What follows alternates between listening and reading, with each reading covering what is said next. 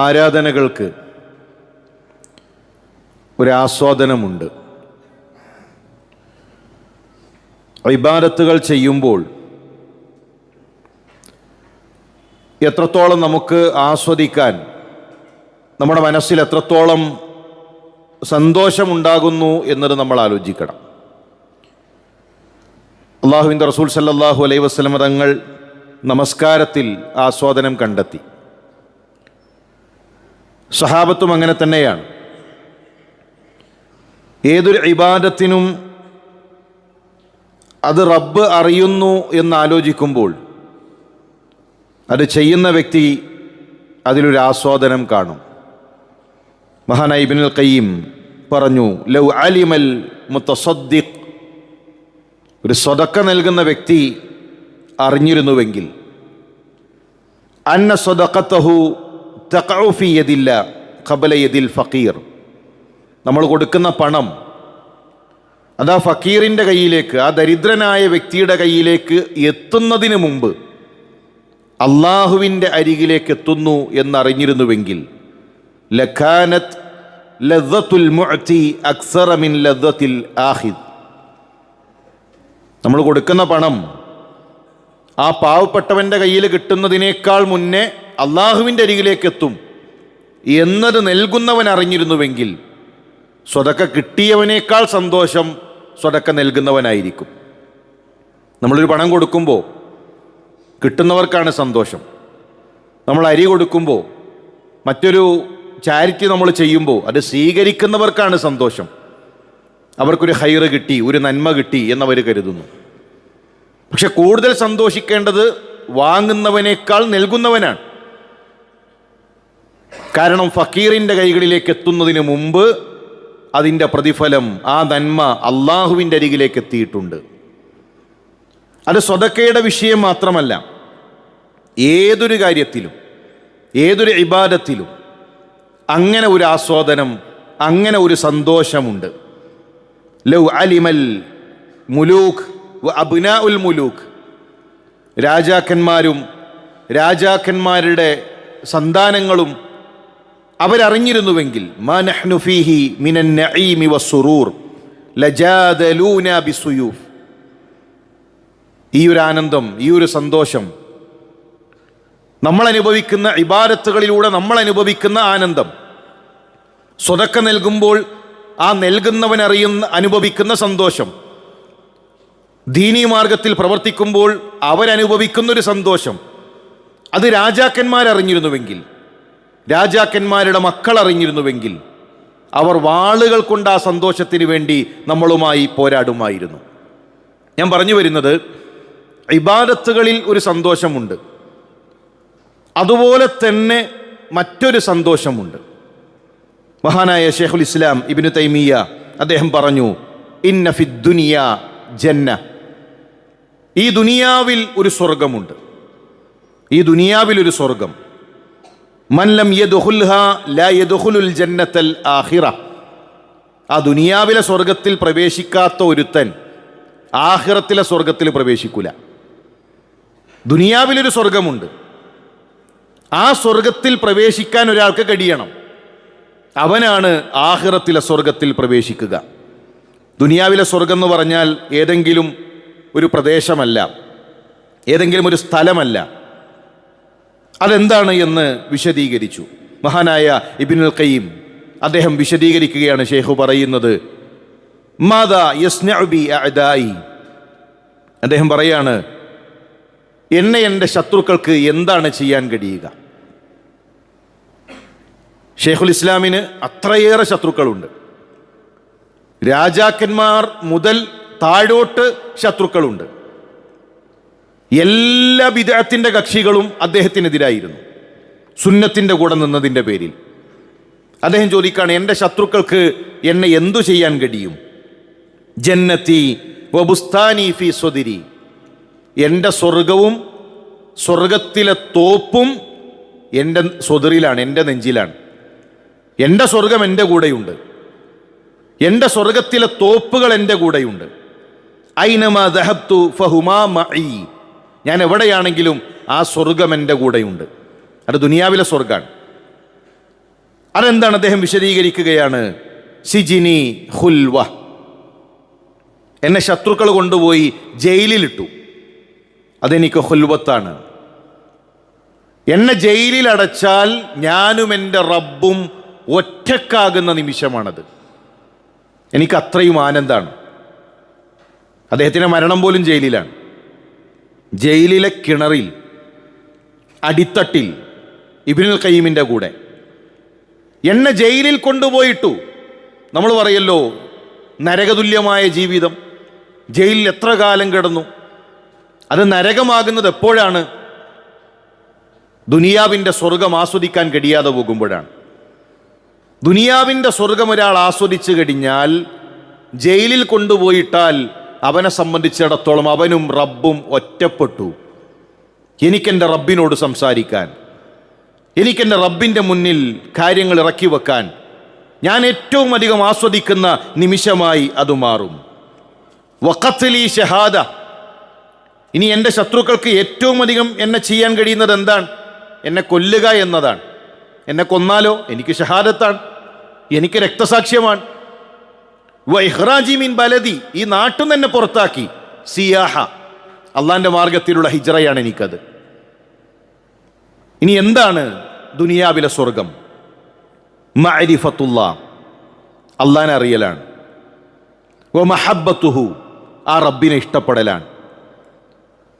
അള്ളാഹുവിനെ അറിയൽ, അള്ളാനെ പഠിക്കൽ, അള്ളാഹുവിനെ മനസ്സിലാക്കേണ്ട രൂപത്തിൽ മനസ്സിലാക്കുക, ആ റബ്ബിനെ ഇഷ്ടപ്പെടാൻ കഴിയുക.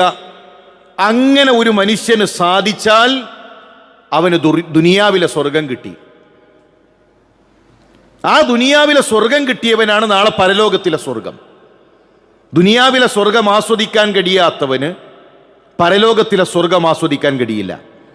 ഇവിടെ റബ്ബിനെ അറിയാൻ കഴിയാതെ, റബ്ബിനെ ഇഷ്ടപ്പെടാൻ കഴിയാതെ, എൻ്റെ ജീവിതത്തിൽ എല്ലാം റബ്ബിൻ്റെ ഖദറിനനുസരിച്ചുകൊണ്ടാണ് നടക്കുന്നത് എന്ന് മനസ്സിലാക്കാൻ കഴിയാത്തൊരുത്തൻ അവൻ നിരാശയിലായിരിക്കും. അതുകൊണ്ട് തന്നെ നമ്മൾ എത്രത്തോളം അങ്ങനെ മനസ്സിലാക്കുന്നുണ്ട്?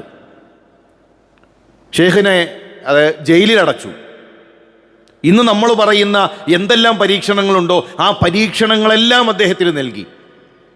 അദ്ദേഹം പറഞ്ഞത്, ഈ ജയിൽ മുഴുവൻ സ്വർണങ്ങളുണ്ടെങ്കിൽ അത് മുഴുവൻ എന്നെ ജയിലിൽ അടച്ചവർക്ക് ഞാൻ നൽകുമായിരുന്നു. കാരണം അത്ര വലിയ അനുഗ്രഹമാണ് അവരെനിക്ക് നൽകിയത്. എനിക്കെൻ്റെ റബ്ബിനോട് ഒറ്റയ്ക്കിരിക്കാൻ സമയം നൽകി, എനിക്കെൻ്റെ റബ്ബുമായി അടുക്കാൻ സമയം നൽകി.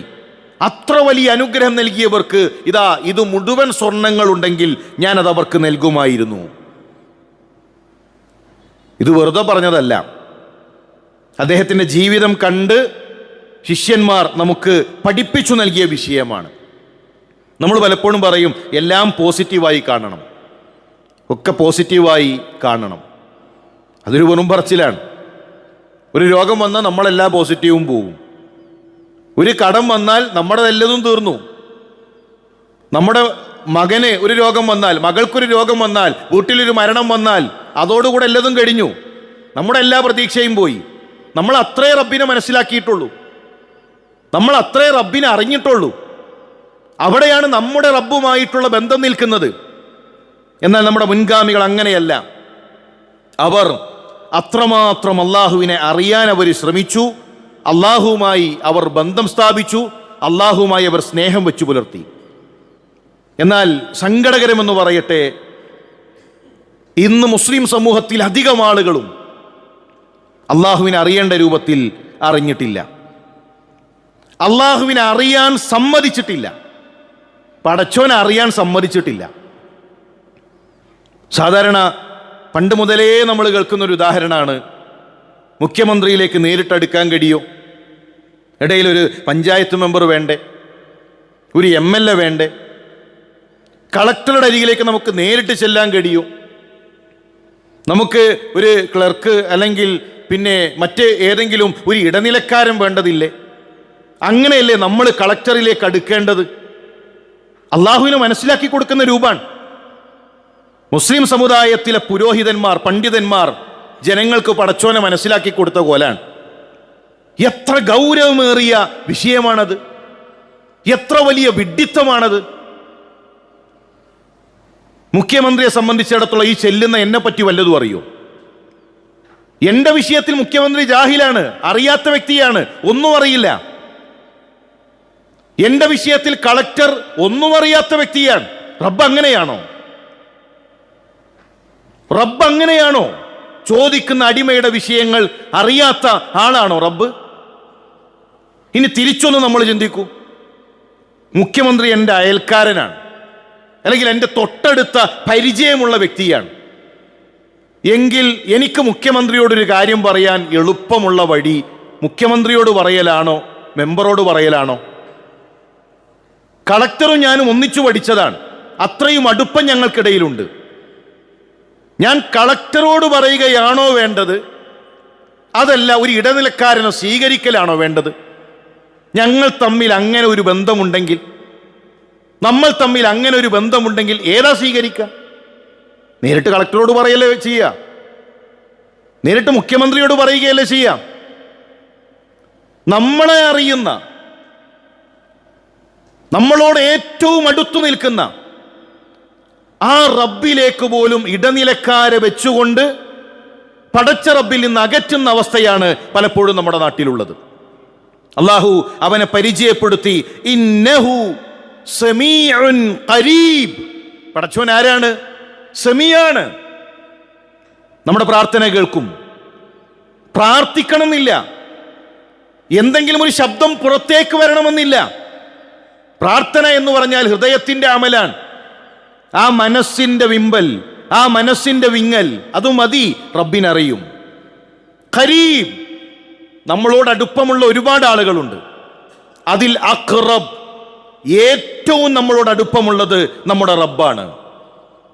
അതുകൊണ്ട് പ്രിയമുള്ളവരെ, ആ റബ്ബിനെ അറിയണം. ആ റബ്ബിനെ അറിയുക എന്നതാണ് ഈ ദുനിയാവിലെ സ്വർഗം. ആ റബ്ബിനെ സ്നേഹിക്കാൻ കഴിയുക എന്നതാണ് ദുനിയാവിലെ സ്വർഗം. അത് ആസ്വദിക്കാൻ കഴിഞ്ഞവനു മാത്രമാണ് നാളെ അള്ളാഹുവിൻ്റെ ആഖിറത്തിലെ സ്വർഗം നേടാൻ സാധിക്കുക. അതുകൊണ്ട് അങ്ങനെ റബ്ബുമായി ഒരു ബന്ധം ഉണ്ടാക്കിയെടുക്കാൻ നമ്മൾ പരിശ്രമിക്കുക. അള്ളാഹു അതിനുള്ള തൗഫീക്ക് നൽകി അനുഗ്രഹിക്കട്ടെ.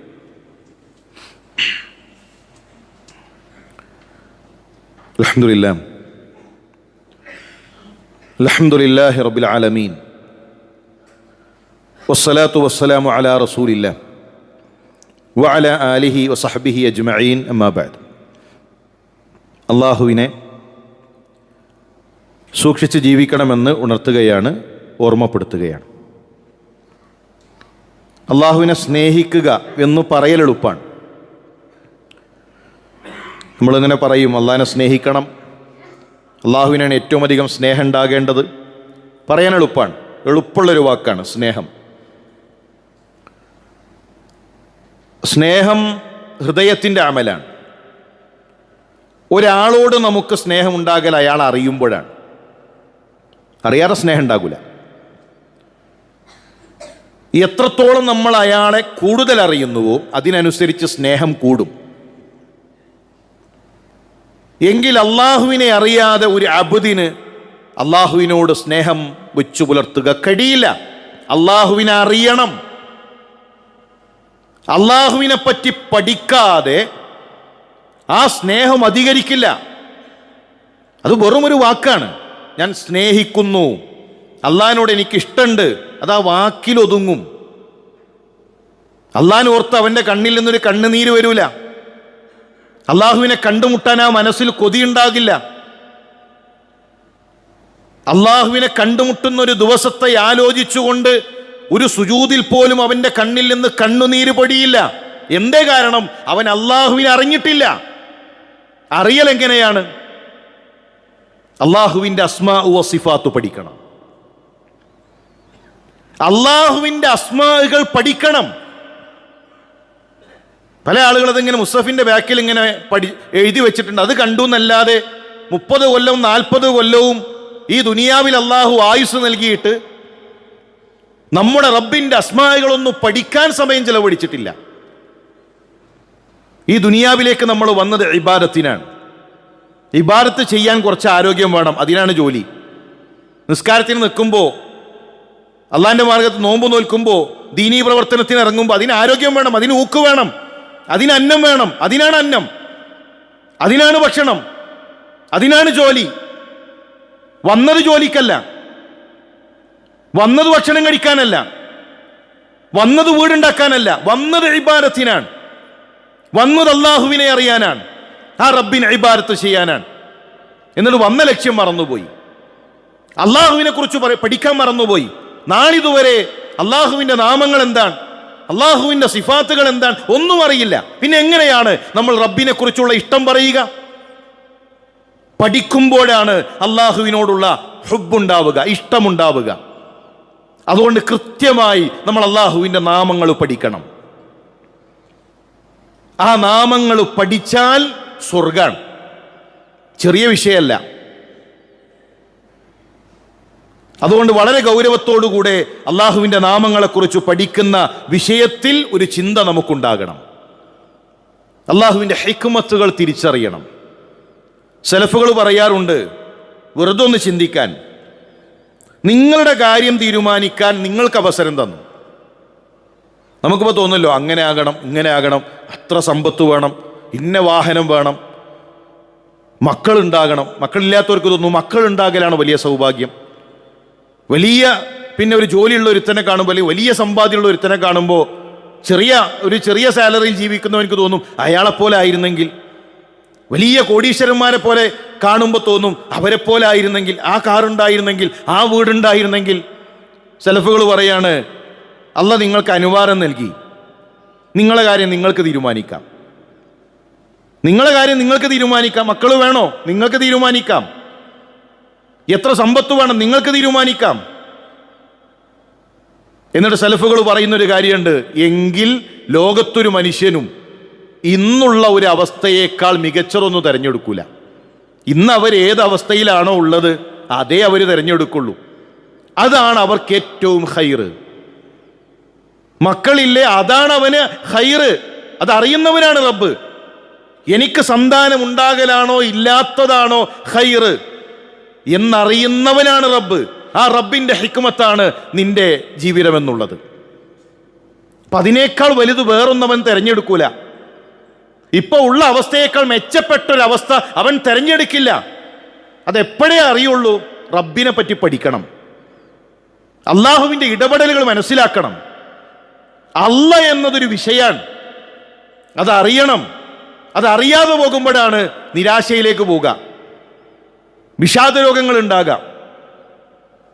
6-7 മാസമായിട്ട് ദുഃഖത്തോടിങ്ങനെ, ഒരു ചെറിയ സങ്കടത്തിന്റെ പേരിൽ ആ ദുഃഖവും കൊണ്ടിങ്ങനെ നടക്കുക. ആര്? 5 നേരം നിസ്കരിക്കുന്ന മുസ്ലിം, ഖുർആൻ ഓതുന്ന മുസ്ലിം, ഒരു വിഷാദ രോഗത്തിന്റെ മരുന്ന് കഴിക്കുക. അള്ളാനെ പഠിക്കണം, അള്ളാഹുവിനെ മനസ്സിലാക്കണം. മഅരിഫത്തുല്ലാഹ്, അള്ളാഹുവിനെ മനസ്സിലാക്കേണ്ട രൂപത്തിൽ മനസ്സിലാക്കിയാൽ ഒരു പ്രയാസവും ഒരു പരീക്ഷണവും ഉണ്ടാകില്ല. അതുകൊണ്ട് സഹോദരന്മാരെ, ആ വിഷയം ഗൗരവത്തോടുകൂടെ നാം അറിയേണ്ടതുണ്ട്. അത് മനസ്സിലാക്കുമ്പോഴാണ് ദുനിയാവിലെ സ്വർഗത്തിൽ ഒരു മനുഷ്യന് ജീവിക്കാൻ കഴിയുക. ഇത് ചെറിയ കാര്യമല്ല. എന്തു വന്നാലും, അവന് രോഗം വന്നു, അവന് പരീക്ഷണം വന്നു, അവനെ ജയിലിൽ കൊണ്ടുപോയിട്ടു, അവൻ അവിടെ സ്വർഗം കാണും. നമ്മൾ നരകമായി കാണുന്നതെല്ലാം അവർക്ക് ആസ്വാദനമായിരിക്കും. അവനെ ആക്ഷേപിച്ചു, അവനെ പരിഹസിച്ചു, അവൻ അതിൽ ആസ്വാദനം ഉണ്ടാകും. ആ രൂപത്തിൽ വിഷയങ്ങളെ മനസ്സിലാക്കാൻ നമുക്ക് സാധിക്കണം. അള്ളാഹു അതിനുള്ള തൗഫീക്ക് നൽകി അനുഗ്രഹിക്കട്ടെ.